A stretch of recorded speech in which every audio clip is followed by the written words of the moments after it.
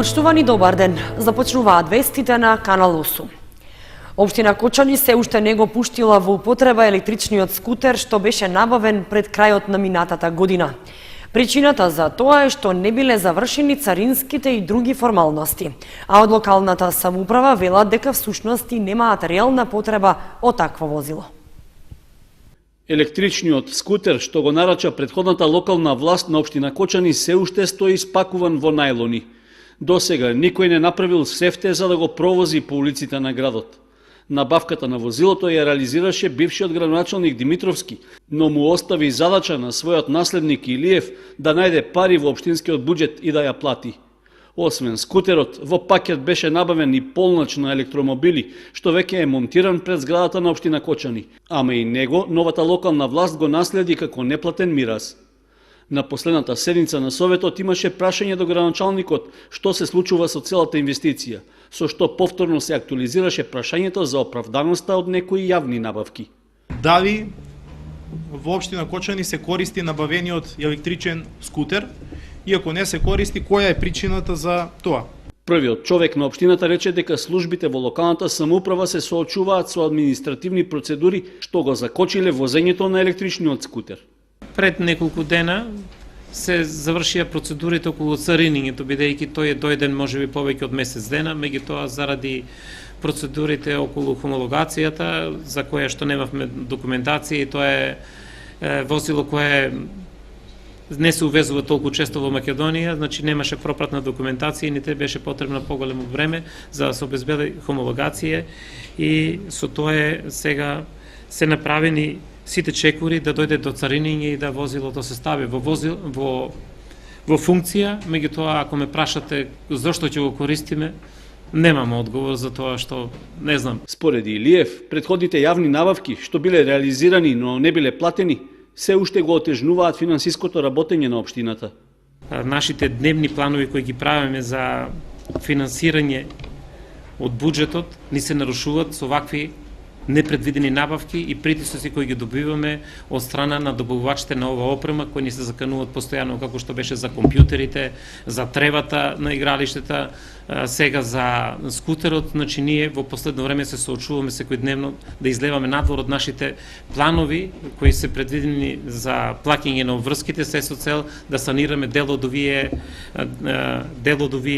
обврски, да не дојде до тужба и до блокирање на нашата сметка. Нарачката на електричниот скутер и полночот за електромобили на општина Кочани и остави обврска од буџетот да плати околу 9000 евра. За оправданоста од набавката на претходниот состав на Советот воопшто не се дискутираше. На почетокот од оваа недела кратците не мируваа и однесоа богат плен. Од куќа во Кочани украле денарски и девизни средства во вредност од околу 12.000 евра, а полицијата трага по можниот сторител. Тешка кражба се случила во понеделникот попладне во Кочани. Од куќа во централното градско подрачје украдени се девизи и денари во вкупна вредност од 730.000 денари. Никој од соседите или домашните не забележале кога крадецот упаднал во објектот, а подоцна кражбата ја констатирал собственикот, кој случајот го пријавил во полиција. Според официјалното известување од секторот за внатрешни работи, 59-годишниот БС од Кочани пријавил дека на 26 февруари во временскиот период од 18 до 18 часот и 45 минути во неговата семејна куќа, лоцирана на улицата Страшо Ербапче, била извршена тешка кражба од непознат сторител.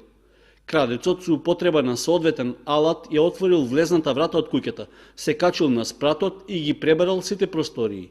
При тоа нашол повеќе паричници, од кои ја одзел наведената сума, од која дел од парите биле во денари, а останатите 8500 евра биле во различни апоени.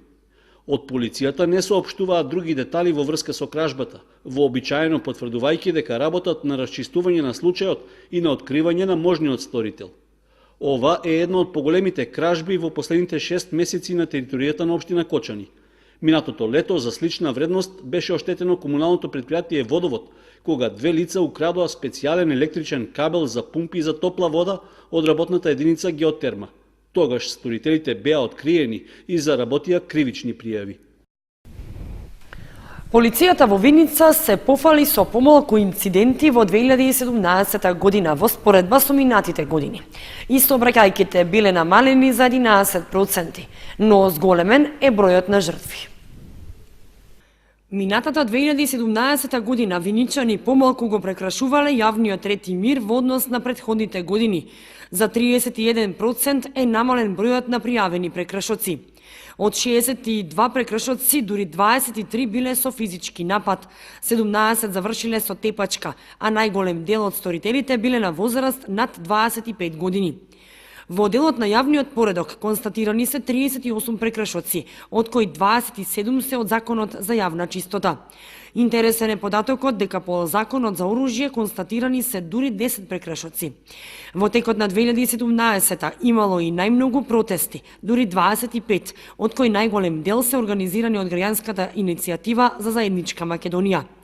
Сообраќајките 2017 се намалени за цели 11%, меѓутоа зголемен е бројот на жртви 3, од кои еден тракторист и двајца возачи на патничко моторно возило. Во 22 сообраќајки има повредени со потешки телесни повреди. Од сообраќај биле исклучени 305 возила и 278 возачи, а заради управување на моторно возило под дејство на алкохол биле одземени само 6 возачки дозволи. До Основниот суд во Виница се поднесени 271 барање за поведување прекршочна постапка, додека 565 се до оделение за прекршоци, 15 кривични пријави поради загрозување на безбедноста на јавниот сообраќај. Командирот на полицијата Љупчо Петров на последната седница на Советот на општина Виница даде детално образложение околу се она што полицијата го има детектирано како локален проблем, а посочи и неколку актуелни прашања за кои е неопходна поголема ажурност на општинските служби. Комуналното јавно предпријатие Водовод на терен ги чисти локалните патишта и улици согласно програмата за зимско одржување на улиците. Паралелно тече и започнатата активност на резидба на стари и исушени дотраени дрвја и гранки во централното градско подрачје. Согласно програмата за зимско одржување на локалните патишта и улици, комуналното јавно предпријатие Водовод, подготвено и без изненадување за снегот, формираше дежурни екипи и со механизација со која што располага, ги чисти улиците и локалните патишта со цел нормално одвивање на сообраќајот и во зимски услови. Имаме приоритетни места кои што требаме да ги одржуваме и сервисираме. Тоа е пристапниот пат до болницата, пристапен пат до полиција, пристапен пат до пожарна, до сите школи, до градинките и мостовите кои се наоѓаат на Кочанска река. Веќе тука е извршена интервенција, секоја вечер перманентно со дежурните екипи и во поширокиот дел од градот, односно и на периферните улици, значи со оглед на механизацијата, ќе повторам, која што имаме на располагање, гледаме да дадеме максимум од себе. До сега за овие две ноќи сметам дека успешно се справивме со снегот и со поледицата, така да ќе продолжиме и во наредните денови, секој додека не се подобри времето. Покрај тековните активности кои што ги има Водовод во делот на градско зеленило, предпријатието врши резидба на стари и исушени дотраени дрвја и гранки. Резидбата се врши поради формирање на нови крошни и од безбедносни причини. Така да веќе досега извршивме резидба на делот од улицата Маршал Тито, од потегот од поштата до мостот кај шопинг центарот. Во следен период не очекува резидба и во самиот трговски центар и на улицата Димитар Влахов, значи покрај трговскиот шетар што поминува од задната страна. Паралелно со очистење на улиците, комуналното предпријатие Водовод ги чисти и тротоарите, а исто така паралелно со чистењето се фрла и доволна количина на песок и сол со цел справување со поледицата, посебно со најавувањето на минусните температури во наредните неколку дена. Општата болница од Кочани упати јавен повик за помош од стопанските субјекти и други лица кои можат да помогнат за транспортот на донираната опрема од странство. Неопходно е да се соберат околу 330.000 денари. Опремата, медицинските апарати и техничките помагала што како донација за општата болница во Кочани неодамна беа договорени и обезбедени од Шведска, се очекува наскоро да бидат донесени. Сепак, самата болница не е во финансиска состојба да ги плати трошоците за транспорт на целата пратка, иако се работи за сума од 5350 евра. Поради тоа, во соработка со општината, од здравствената институција е упатен апел до бизнис секторот и сите граѓани кои што можат да донираат и да помогнат во обезбедувањето на трошоците за транспорт и магазински услуги. Со тоа, тие ќе ја покажат својата општествена одговорност, а истовремено ќе им помогнат на пациентите од целиот регион кои ги користат здравствените услуги овде.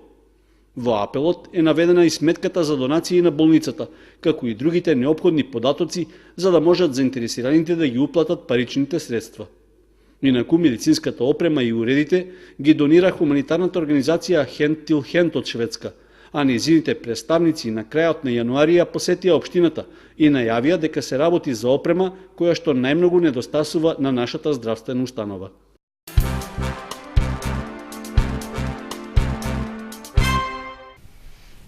Земјоделците се уште можат да си подигнат нови овошни насади, порачуваат од Агенцијата за поттикнување на развојот на земјоделството Окочани.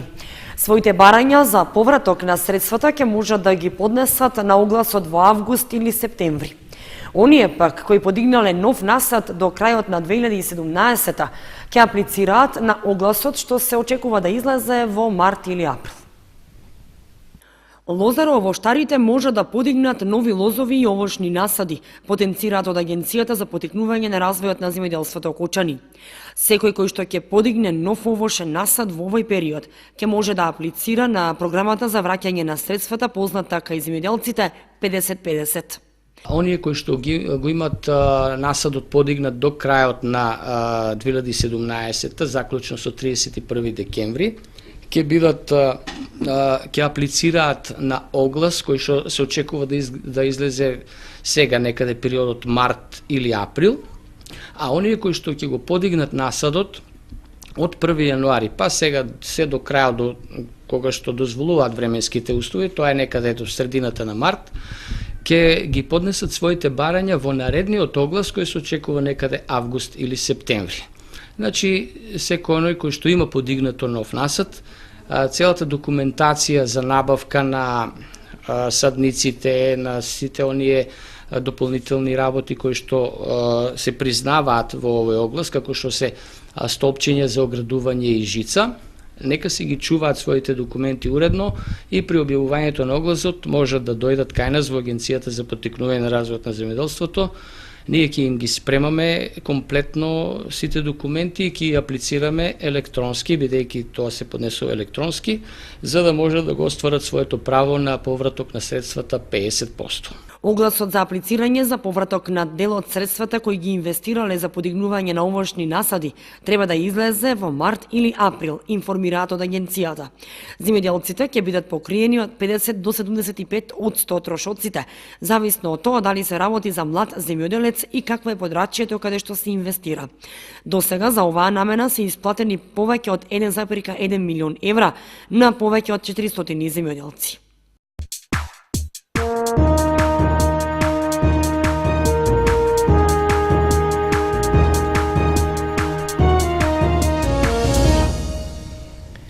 Следува информацијата од спортот.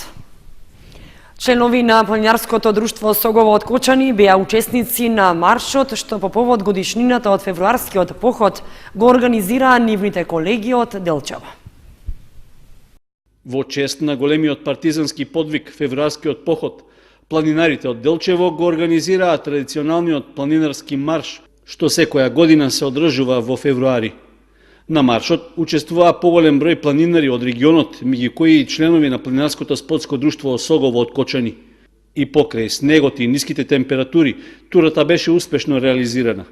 Планинарите поминаа патека во должина од 24 километри со стартна точка од Делчево преку Стар Расадник, манастирскиот комплекс Света Богородица Балаклија, па се до конечната цел, спомен плочата на февруарскиот поход.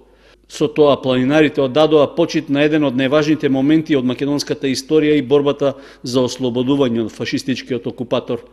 Февруарскиот поход се случил во февруари 1944 година, кога партизанските единици го презеле најголемиот чекор за создавање поголеми слободни територии, што било најголем услов за одржување на првото заседание на АСНОМ.